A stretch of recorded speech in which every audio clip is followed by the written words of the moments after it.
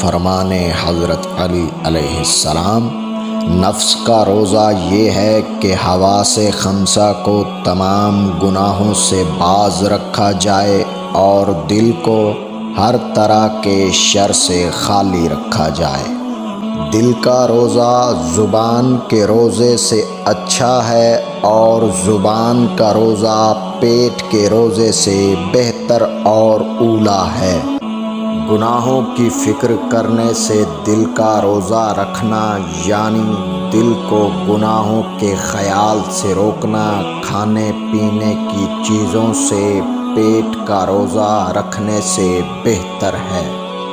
بدن کا روزہ ارادے اور اختیار کے ساتھ عذاب کے خوف اور ثواب و اجر کی امید پر کھانے کی چیزوں سے باز رہنے کا نام ہے۔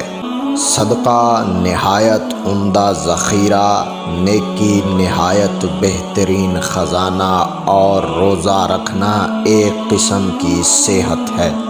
ہر ماہ میں ایام بیض یعنی 13، 14، 15 کو روزہ رکھنا درجات کو بلند کرتا اور ثواب کو بڑھاتا ہے۔